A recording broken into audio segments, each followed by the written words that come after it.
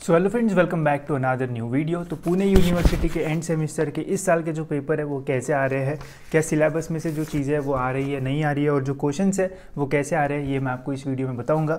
साथ ही में कौन से बुक से जो क्वेश्चंस है वो पूछे जा रहे हैं, ऐसे भी आपके काफ़ी क्वेश्चंस होंगे, तो उसके भी बारे में मैं इस वीडियो में बात करने वाला हूँ। तो वीडियो पूरा एंड तक देखते रहिए ताकि आपको ये पेपर से रिलेटेड सारी जो इन्फॉर्मेशन है वो मिल जाए। तो अभी तक गाइस हमारे 2 पेपर जो है वो हुए हैं और मैं अभी फाइनल ईयर में हूँ। तो फाइनल ईयर के 2 जो पेपर है वो हो चुके हैं एंड सेमेस्टर के, और इससे गाइस हमें यही पता चल रहा है कि जितनी भी चीज़ें जो है वो पूछी गई है इन सभी पेपर्स में, वो सारी जो है वो सिलेबस के अंदर से ही है। ऐसा कुछ भी नहीं है जो कि सिलेबस के बाहर से जो है वो आया है। और एक बहुत बढ़िया चीज़ जो है वो मुझे इन पेपर्स में देखने को मिल रही है कि जितने भी जो सिलेबस के टॉपिक्स है, मेनली सिलेबस के टॉपिक्स के ऊपर ही जो क्वेश्चन है वो पूछे गए हैं। अगर आप पूरा जो सिलेबस है और उसके जो टॉपिक्स है वो कवर करते हो तो ईजिली गाइस आप 50 to 60 मार्क्स जो है वो ईजिली जो है वो स्कोर कर पाओगे अपने एंड सेमेस्टर एग्जामिनेशंस में।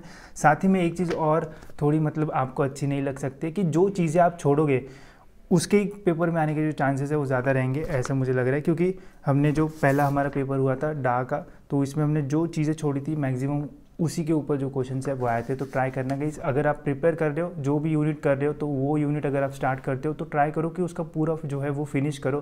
क्योंकि अगर आप 1-2 टॉपिक भी छोड़ते हो और अगर वही टॉपिक अगर पेपर में आ जाता है तो आपके 5 या फिर 6 या फिर 7 मार्क्स भी जो है वो चले जा सकते हैं। तो ट्राई करना कि अगर आप एक यूनिट कर रहे हो तो उसको पूरा जो है वो सॉल्व करो, ताकि आपको 17 to 18 मार्क्स जो है वो कन्फर्म हो जाए, और फिर आपको जो पासिंग का क्राइटेरिया उसके बारे में ज़्यादा जो सोचना है वो नहीं पड़ेगा। पेपर कैसे आ रहा है ये हम देखते हैं अब। एक एक्चुअल पेपर जो कि हमारे हुए, ये डा का पेपर है और ये ब्लॉकचेन का पेपर है।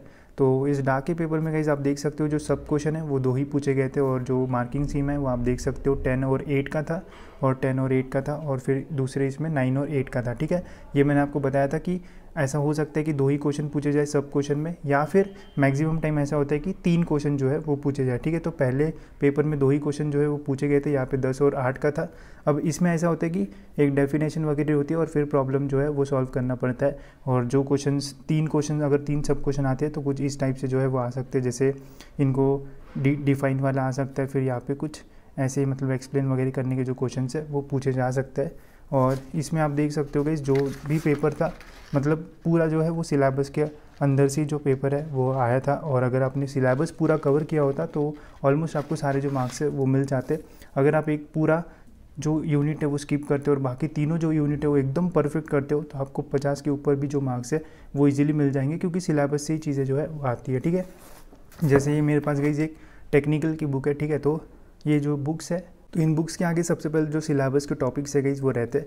आपको जो कंटेंट्स है वो नहीं देखना है, जो सिलेबस के टॉपिक्स है ये देखना है। इन्हीं टॉपिक में से गाइस आपको जो क्वेश्चंस है वो पूछे जाएंगे, और मेनली जो मेन टॉपिक्स होते हैं इसके ऊपर ही जो क्वेश्चंस है वो सेट हो रहे हैं, ऐसा देखने को मिल रहा है। तो अगर आपके सिलेबस के सारे जो टॉपिक्स है वो हो जाते हैं तो मैक्सिमम चांसेस रहेगा गाइस कि आपको अच्छे जो मार्क्स है वो मिल जाए। साथ ही में गाइस और एक टिप मैं आपको देता हूँ, और एक टिप गाइस यही है कि जब आप पढ़ना शुरू करोगे तो अगर आप एंड टाइम पे पढ़ोगे तो आपको काफ़ी सारी जो मुश्किल है वो आने वाली है, क्योंकि पूरा जो सिलेबस है वो कवर करना 1 दिन में या फिर 2 दिन में जो है वो ज़्यादा डिफिकल्ट रहेगा। और जैसे ही पेपर स्टार्ट हो जाते हैं और पेपर स्टार्ट होने के बाद जो पेपर रहता है उसी पेपर का जो है वो मैक्सिमम हमें पढ़ना पड़ता है। तो ट्राई करो कि पेपर शुरू होने के पहले ही मैक्सिमम जितने भी आपको सब्जेक्ट्स है उनका 1 यूनिट 2 यूनिट कम से कम जो है वो करके रखो, ताकि ईजिली जब आपके पेपर स्टार्ट होंगे, एक पेपर हो जाएगा, दूसरे पेपर के लिए जब आप प्रिपेयर करोगे तो 2 यूनिट्स आपके पहले ही जो है वो हो जाएंगे, जिससे आपका जो पासिंग है वो ईजिली निकल जाएगा। और फिर बाकी 2 यूनिट्स का जब आप पढ़ोगे तो आपका ओवरऑल जो पेपर है वो 100% जो है वो अच्छा ही जाएगा।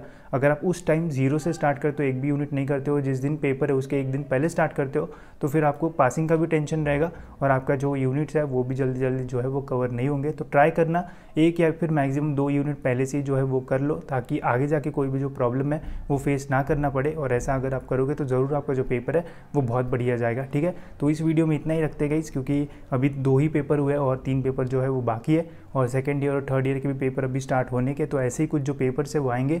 साथ ही में कैसे आपको ज़्यादा स्कोर करना है, पेपर पैटर्न कैसे आता है, उसके ऊपर डिटेल में वीडियो जो है वो मैंने बनाया है, तो लिंक्स डिस्क्रिप्शन में मिल जाएगी, जाके वो जो वीडियोज़ है वो ज़रूर देख लेना, आपको काफ़ी सारी जो इन्फॉर्मेशन है वो मिल जाएगी। ठीक है, तो मिलते गए ऐसी और एक इन्फॉर्मेटिव वीडियो में।